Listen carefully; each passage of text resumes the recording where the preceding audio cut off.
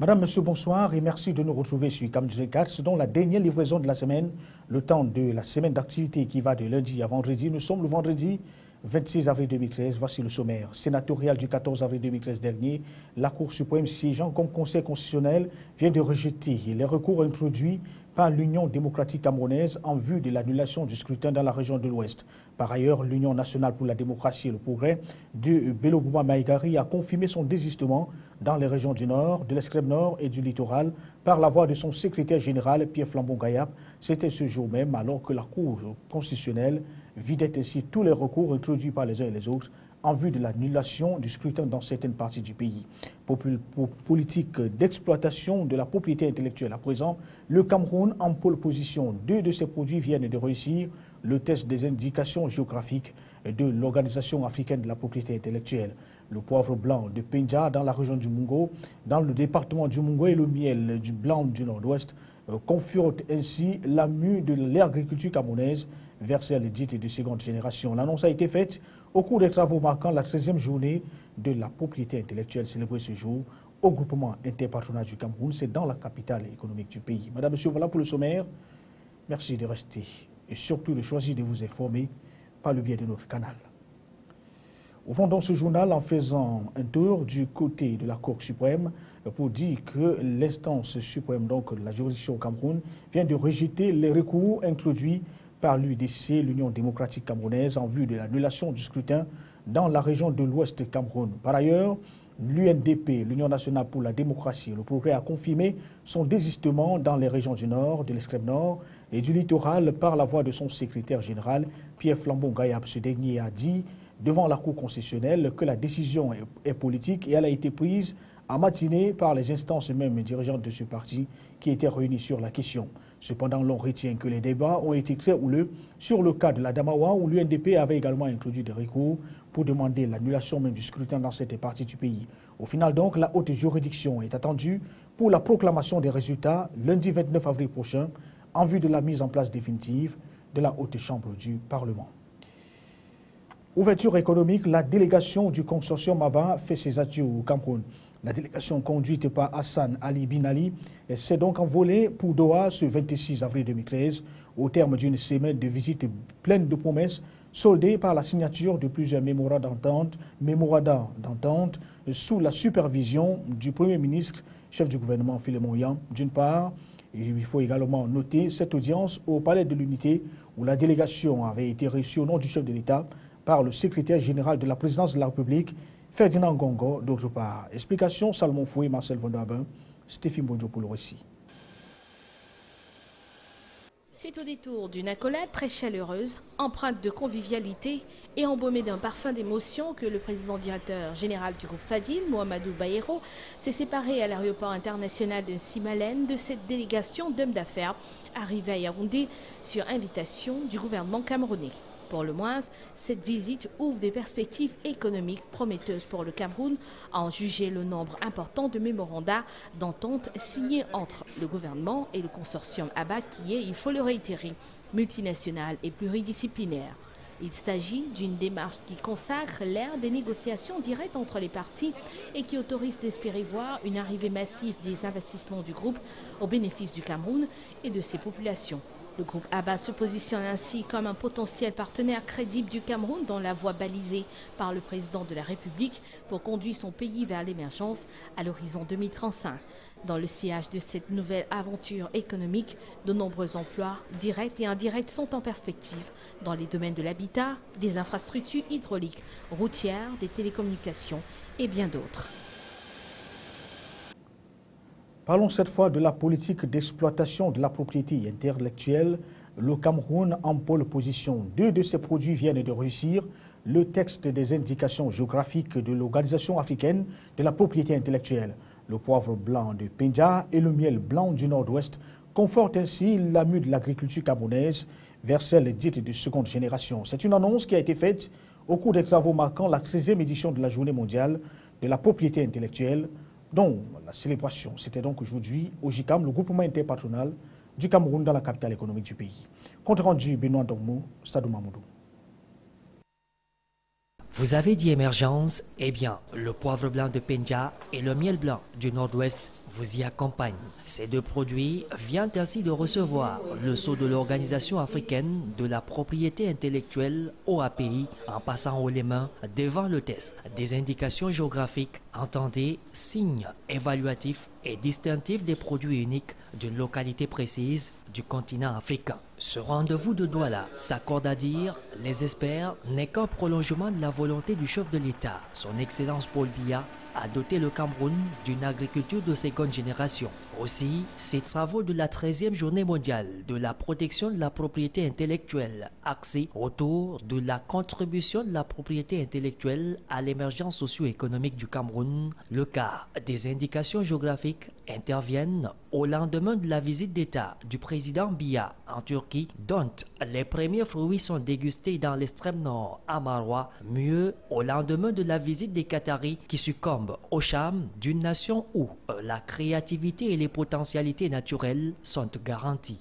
Mieux encore, cette autre édition réitère la direction du développement technologique et de la propriété industrielle est un appel de pied aux partenaires et autres opérateurs économiques. Avant de sortir, par cette invite, les indications géographiques ne doivent pas être l'exclusivité de la propriété intellectuelle, mais bien plus un patrimoine national. Avant donc de continuer, voici une nouvelle qui nous arrive à l'instant. On parle de la Caisse nationale de stabilisation du prix des hydrocarbures avec Eloum Poché, qui vient donc d'être porté à la tête de cette structure, la Caisse de stabilisation du prix des hydrocarbures.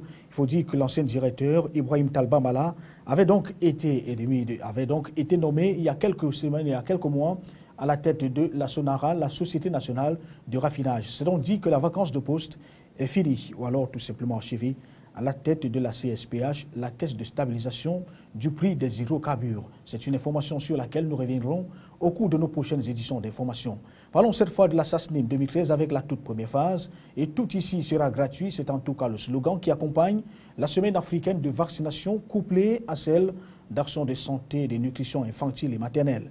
Il faut dire que le ministre de la Santé publique, André Mamafouda, était ce jour à Douala pour le lancement de cette campagne qui vise à protéger les personnes les plus vulnérables et les plus exposées aux maladies endémiques, mais pourtant évitables. Le récit d'une visite de travail aux multiples facettes dans la capitale économique du pays, c'est avec Josué Ngongan et Donald Anusoa. Première escale, les centres médicaux d'arrondissement de Congo 2 et 1, situés dans le district de santé de Nouvelle. La visite des sites par le ministre de la Santé publique révèle des entorses graves faites au domaine de l'État par des particuliers. Le domaine privé de l'État est aujourd'hui envahi par des commerçants et qui mettent en péril non seulement les infrastructures, mais surtout dégradent la qualité de l'environnement, notamment CMA Congo. Nous devons respecter la propriété privée et que ces personnes qui ont occupé le site de l'État, notamment l'environnement de ces formations sanitaires, devraient elles-mêmes penser repartir rapidement.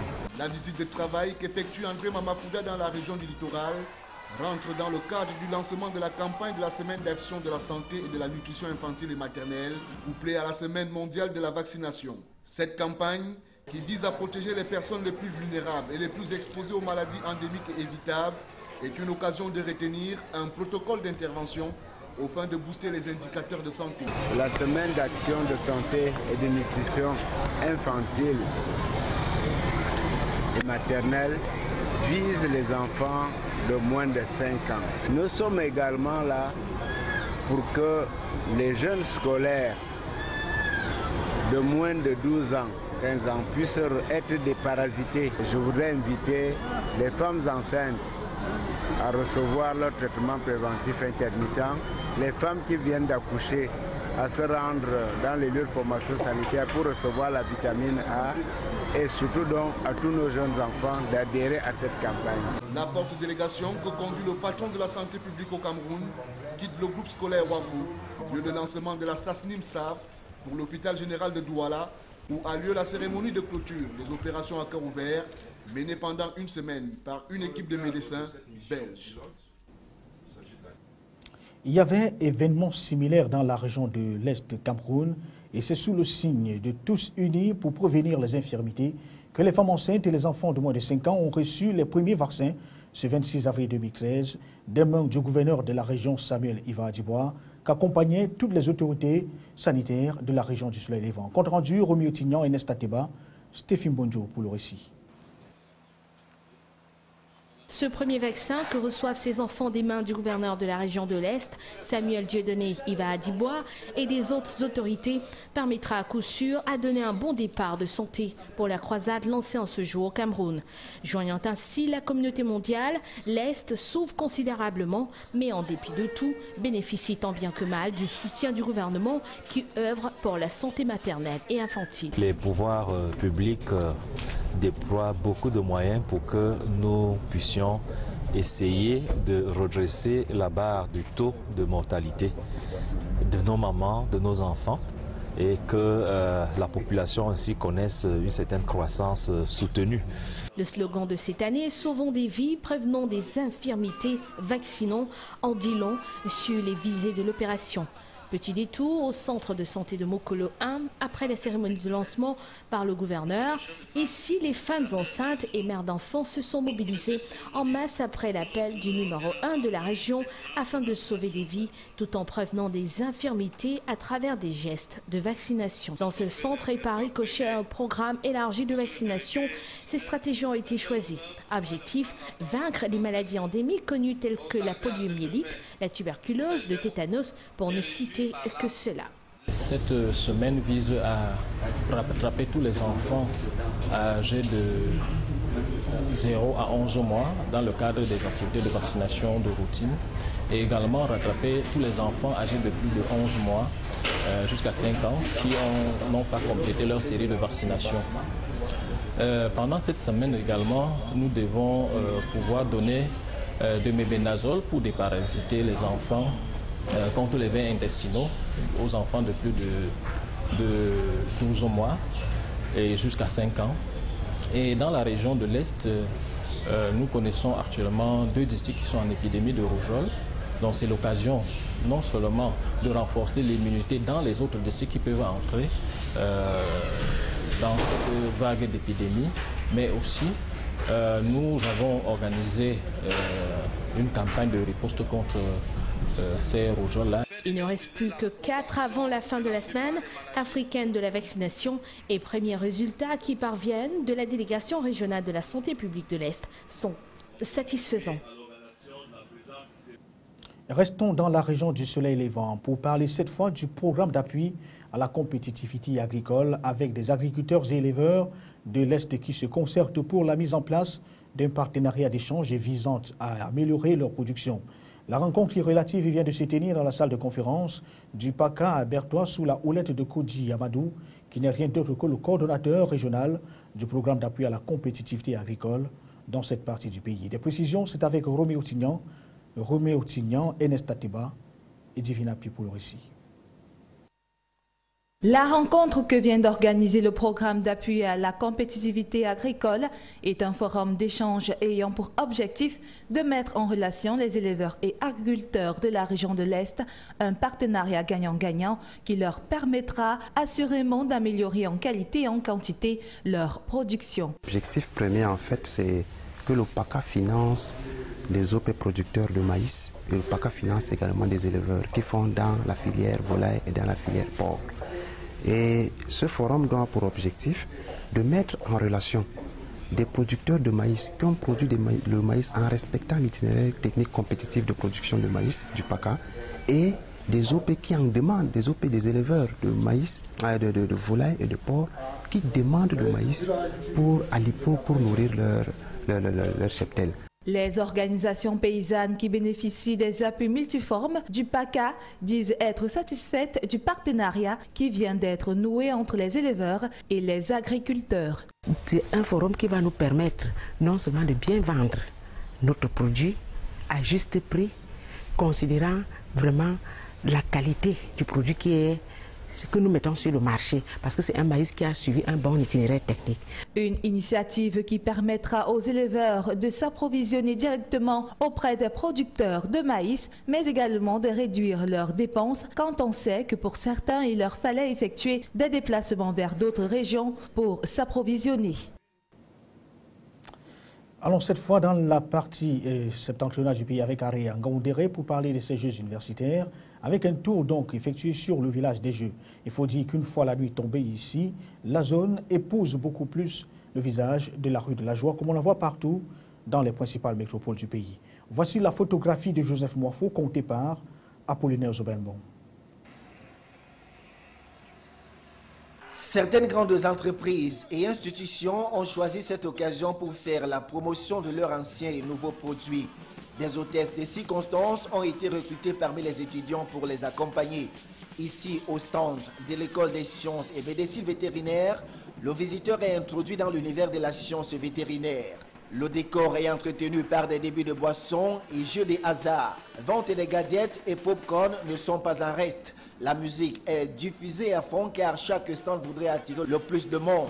Non loin, des petits commerces se sont installés. L'artisanat, la gastronomie, la médecine traditionnelle et moderne ainsi que la vente des appareils électroniques sont présents dans divers stands. Dans les stands de restauration s'élèvent des délicieux fumets de poulet rôti, poissons à la braise et d'autres délices de la cuisine camerounaise. Comme pour se souvenir d'un rendez-vous des COPS, d'aucuns ont choisi d'exposer de la littérature, mais surtout de la littérature chrétienne, accompagnée de la prédication qui vient rappeler aux uns aux autres que malgré la fête, l'on doit toujours rester sur le bon chemin et ne pas dévier vers la débauche, car, quelle que soit l'euphorie qui y règne, le milieu universitaire demeure toujours un lieu de savoir et de savoir-vivre.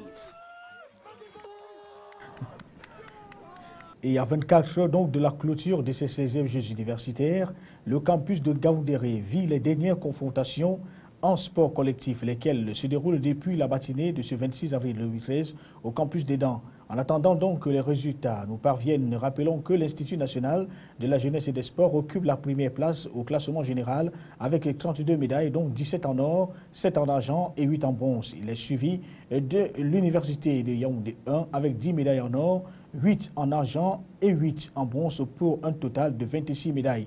La troisième place revient à l'Institut universitaire du Golfe de Guinée avec 10 médailles en or, 6 en argent, 8 en bronze pour un nombre total de 24 médailles.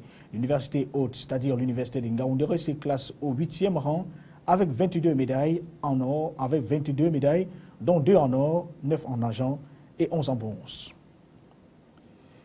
La fin des Jeux, c'est donc pour ce samedi et 27 avril 2013. Cela dit, nous allons à l'étranger dans cette édition d'information pour parler du procès avec Jean-Claude Masse qui demande pardon aux victimes des implants mammaires de frauduleux du PIB. Pendant ce temps, au Bangladesh, plus de 3000 morts après l'effondrement d'un immeuble. Des violentes manifestations se poursuivent encore ce soir dans cette partie, dans la capitale du pays. Et puis, automobile, l'usine Renault Fling va produire la prochaine Nissan Micra dès 2016. L'AFP nous résume l'essentiel de l'actualité internationale. Jean-Claude Masse s'excuse. Le fondateur de la société PIP a demandé pardon aux victimes des implants mammaires frauduleux lors du procès à Marseille. Reconnaissant la tromperie mais niant le risque, M. Masse avait déjà présenté des excuses du bout des lèvres cette semaine à la barre. Plus de 5000 porteuses d'implants ont porté plainte. Le procès doit durer jusqu'au 17 mai. Émeute au Bangladesh après la mort de plus de 300 ouvriers du textile. Alors que les secours continuent de chercher des survivants sous les décombres, de violents heurts ont éclaté entre la police et des centaines de milliers de manifestants en colère. Exigeant l'arrestation des propriétaires des ateliers et du bâtiment qui s'est effondré, ils mettent en cause la sécurité dans l'industrie textile fournissant les marques occidentales. Une bonne nouvelle pour l'automobile. L'usine Renault de Flins dans les Yvelines produira à partir de 2016 la prochaine génération de la Micra, voiture compacte du groupe nippon Nissan. La firme aux losanges vise une production de 82 000 véhicules par an. Le choix de Flins répond à l'un des engagements pris par Renault dans le cadre de l'accord de compétitivité signé avec les syndicats du groupe. Dzhokhar Tsarnaev est sorti de l'hôpital. Le suspect de l'attentat de Boston âgé de 19 ans a été transféré dans une prison médicalisée du Massachusetts. Inculpé d'utilisation d'armes de destruction massive, il encourt la peine de mort. Selon le maire de New York, Times Square était la prochaine cible des frères Tsarnaev. Le chanteur nigérian Femi Kuti revient avec un nouvel album et il est en tournée dans toute la France. Digne héritier de son père Fela Kuti, inventeur de l'afrobeat, il perpétue des sons mélangeant jazz, funk et rythmes locaux. Une musique hypnotique et engagée qui dénonce aussi la corruption politique et la pauvreté en Afrique et dans le monde. Information majeure à retenir de cette édition d'information sénatoriale du 14 avril 2013 dernier, la Cour suprême qui vient donc de rejeter les recours introduits en vue de l'annulation du scrutin dans la partie de l'Ouest Cameroun par l'UDC. Ces recours ont donc été rejetés. Pendant ce temps, l'UNDP a confirmé son désistement dans les régions du Nord, de l'extrême Nord et du littoral par la voix de son secrétaire général, Pierre Flambon-Gayab. Et c'est une information qui nous est parvenue dans le cours du journal. Il s'agit donc de la nomination d'un nouveau directeur général à la Caisse de stabilisation du prix des hydrocarbures. Il a pour nom Eloum Poché. Il remplace ainsi Ibrahim Talbamala, promu au mois de février dernier à la tête donc de la SONARA, la Société nationale de raffinage. Madame, Monsieur, merci de nous avoir accompagnés tout au long de cette semaine. Merci de toujours nous accorder votre préférence, en acceptant bien sûr de vous informer par le biais de notre canal. Sur ce, au nom de toute l'équipe technique et de la réalisation, nous vous souhaitons de passer des bons moments en compagnie de nos programmes qui se poursuivent et surtout très bon week-end. À lundi. Bonsoir.